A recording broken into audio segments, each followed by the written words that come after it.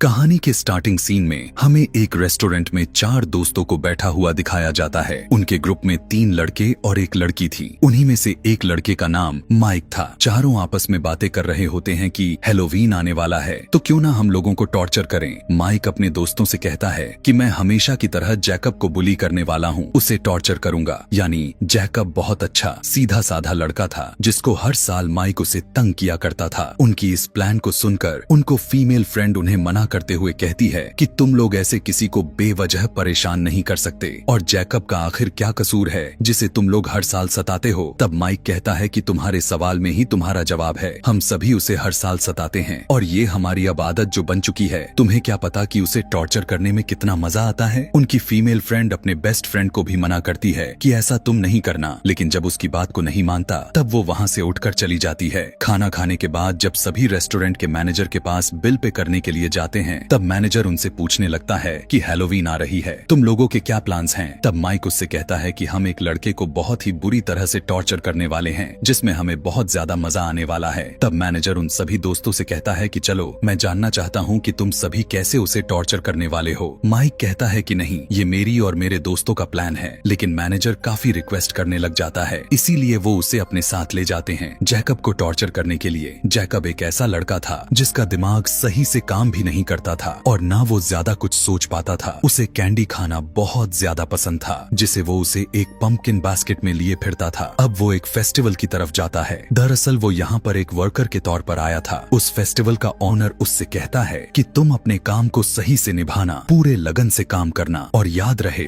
ऐसी कोई भी हरकतें ना करना जिससे तुम्हारी और मेरी बेइज्जती हो, इंसल्ट हो। तब ओनर उससे कहता है कि शो शुरू होने ही वाला है, तुम जाकर अपनी तैयारी कर लो। लेकिन जैकब जैसे ही बाहर आता है तो उसके सामने माइक के साथ उसके सभी दोस्त खड़े होते हैं जो कि उसे तंग करना स्टार्ट कर देते हैं। लेकिन जैकब यह सब बर्दाश्त करके एकदम से तंग हो चुका था। वो खुद को डिफेंस में माइक को धक्का दे देता है ताकि उसे कुछ ना कहें। लेकिन अब माइक को और ज्यादा गुस्सा आ जाता है और वो उसे काफी बुरी तरह से मारने लगता है। उसके सभी साथी मिलकर उसे मार रहे थे। अब जैकब को ज्यादा मार देने की वजह से वो वहीं पर अपना दम तोड़ देता है। वहीं पर छुपकर माइक की फीमेल फ्रेंड भी देख रही थी, जिसे देखकर वो काफी ज्यादा नर्वस हो जाती है कि ये लोग आखिर कैसे किसी की जान ले सकते हैं। जिसके बाद जब माइक के दोस्त घर जाते हैं तब उन्हें इस बात का कोई भी रिग्रेट नहीं होता कि हमने किसी की जान ले ली है, बल्कि वो कहते हैं कि जैकब की ही गलती थी। हम हर साल उसे टॉर्चर करते थे और वो हमारा टॉर्चर बर्दाश्त कर लेता था, लेकिन इस बार उसने खुद को प्रोटेक्ट करने के चक्कर में मुझे धक्का दिया तो क्या मुझे गुस्सा नहीं आता। मतलब को ये बहुत ज्यादा जालिम थे सभी। दूसरी तरफ हम देखते हैं कि माइक की वही फीमेल फ्रेंड बहुत बुरा फील कर रही होती है जैकब को लेकर। फेस्टिवल का ओनर को जब पता चलता है कि जैकब को किसी ने जान से मार दिया है तब उसे बहुत गुस्सा आता है कि आखिर मेरे वर्कर को मारकर कैसे जा सकता है। फेस्टिवल का ओनर दिल का अच्छा इंसान था। वो जैकब की बॉडी को उठाकर अंदर लेकर आता है और उसके फेस पर अजीब तरह का मास्क पहनाता है,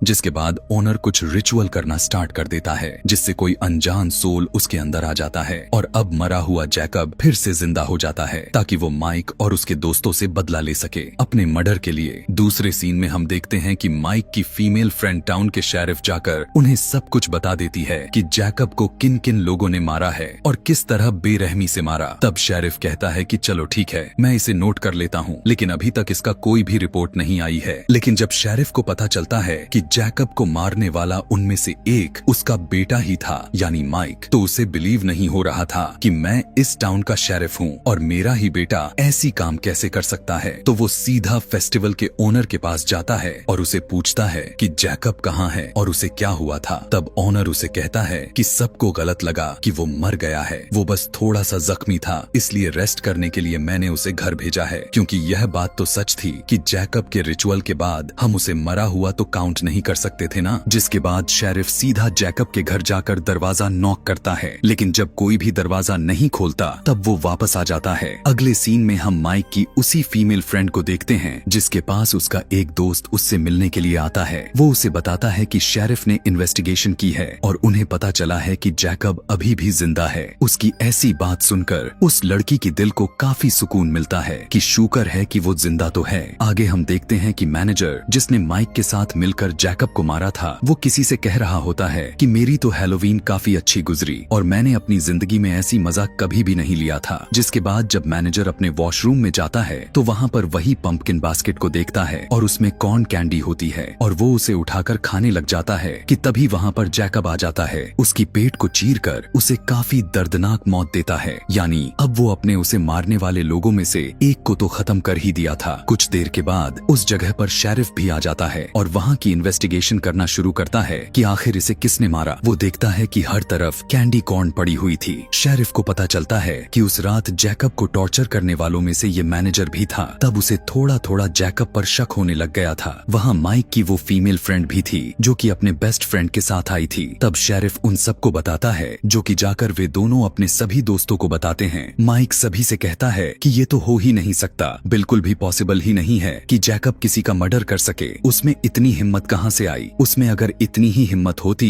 तो खुद को बचा ना लेता। मैं तो नहीं मानता कि जैकब ने ही उस मैनेजर की मर्डर किया होगा। हो सकता है कि उसकी किसी दुश्मन ने उसका मर्डर किया हो। उसकी बात सुनकर सभी ऐसा ही सोचने लगते हैं कि हाँ हो सकता है। लेकिन जैसे ही वे सभी माइक के घर से चले जाते हैं तब उसे उसके अपने घर में अजीबो गरीब हरकतें होना शुरू हो जाता है। आगे जाकर उसे वही पंपकिन बास्केट दिखाई देती है। वो बहुत ही हैरान हो जाता है कि ये यहाँ पर कैसे आ गई और उसी हैरानी के साथ जैकब उस पर अचानक से अटैक कर देता है।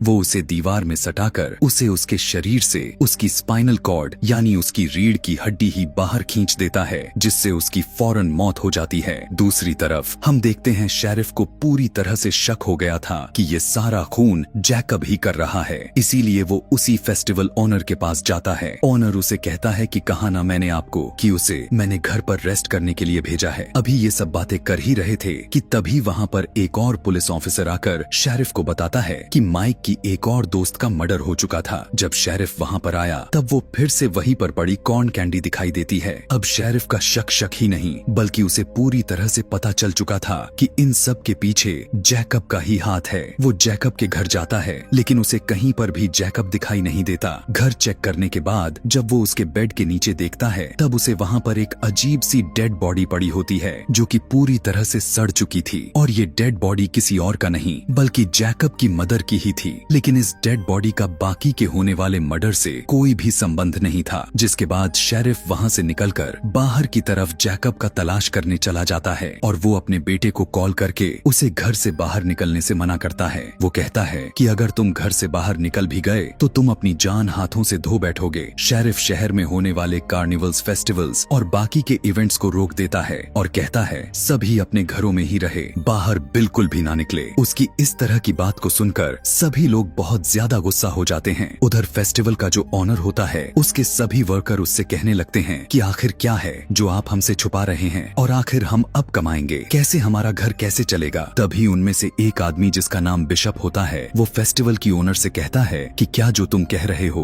वो ठीक है, तुम जो भी कहोगे मैं उस पर बिलीव कर लूंगा। तब वो ओनर कहता है कि हाँ मैं बिल्कुल ठीक कर रहा हूँ। हम जैसे लोग, हमारे जैसे लोग हमेशा टॉर्चर होते आए हैं और माइक जैसे बड़े घर के लोग हमेशा हमें टॉर्चर करते आए हैं। ये उनकी आदत बन चुकी है, दूसरों को सताना और उनका दिल दुखाना। असल में माइक के साथी को जैकब ने ही मारा है। मैंने तो बस उसे जिंदा किया कि वो अपने मर्डर का बदला ले सके। तो अब तुम ही सब बताओ कि क्या यह गलत है। अब ऑनर जैकब की पूरी सच्चाई अपने सभी स्टाफ मेंबर के सामने ला चुका था, इसीलिए सभी अपने ओनर पर बिलीव कर लेते हैं और सभी एग्री भी हो जाते हैं कि हम ओनर का साथ देंगे क्योंकि ये सच कह रहा है। टॉर्चर करने वाले के खिलाफ उनके अगेंस्ट कोई ना कोई तो स्टेप तो लेना ही पड़ेगा। फिर हम देखते हैं कि माइक की फीमेल फ्रेंड और उसके दोस्त एक जगह पर थे। वो लड़की जब कुछ टाइम के लिए अंदर जाती है और जब बाहर आकर उसने देखा कि उसकी दोस्त की डेड बॉडी जमीन पर पड़ी हुई है, उसे बिल्कुल भी समझ में नहीं आता कि ये क्या हो गया कि तभी जैकब भी वहाँ पर आ जाता है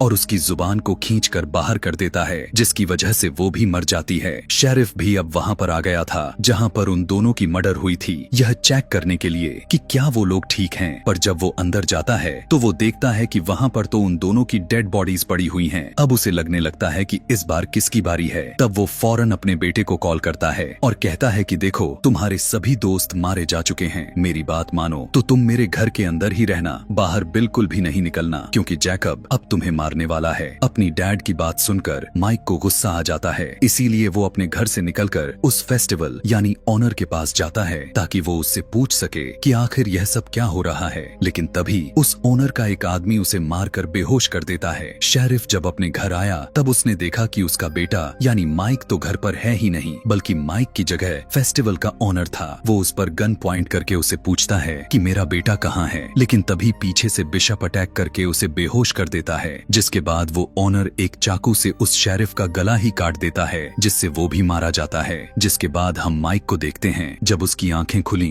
तब उसने देखा कि वो तो अब एक चेयर पर बंधा हुआ है, उसके आसपास कोई भी नहीं है और वो हेल्पलेस है कि तभी वहाँ पर शेरिफ की गाड़ी यानी अपने फादर को आते हुए देखता है। वो सोचता है कि अब मैं बच जाऊंगा क्योंकि अब मेरे फादर आ चुके हैं, लेकिन ये उसकी गलतफहमी थी क्योंकि उसका फादर गाड़ी के अंदर नहीं बल्कि उसके फादर का सर गाड़ी के आगे टंगा हुआ था, जिसको देखकर माइक के तो होश ही उड़ जाते हैं और रोने लग जाता है क्योंकि वो जानता था कि अब वो भी मारा जाएगा। कि तभी उसके सामने जैकब आ जाता है जो कि अब वो उसे काफी बुरी तरह से टॉर्चर करके मारने वाला था। वो उसे दोनों हाथों को उसके शरीर से अलग कर देता है और फिर एक एक करके उसके सारे के सारे दांत को बाहर कर देता है और इसी तरह से उसे टॉर्चर कर करके उसे जान से मार डालता है। जिसके बाद अगले सीन में हम उस फेस्टिवल के ओनर को देखते हैं जो कि वो किसी दूसरे शहर में अपने शो कर रहा होता है। वो वहाँ पर एक लड़की को एक नेकलेस देता है जो कि माइक के दांतों से बना हुआ था और उसे बता रहा होता है जैकब के बारे में, लेकिन उस लड़की को बिल्कुल भी यकीन नहीं होता। वो कहती है कि आखिर वो कैसे जिंदा हो सकता है और कैसे सभी को मार सकता है। तब ओनर उससे कहता है कि कुछ लोग मासूम लोगों की बिना वजह जान ले लेते हैं, उनको सबक सिखाने के लिए जैकब को जिंदा किया गया है। अब इस कहानी के लास्ट सीन में हम जैकब को अपने घर में वही मास्क पहने बैठा हुआ देखते हैं और वो अपनी पसंदीदा कॉर्न कैंडी बड़ी मजे से खा रहा था। और इसी के साथ यह कहानी यहीं पर खत्म हो जाती है। ऐसे ही और मूवी एक्सप्लेनेशन वीडियोस देखने के लिए वीडियो को लाइक और कमेंट में नेक्स्ट लिखना ना भूलें। Thanks for watching.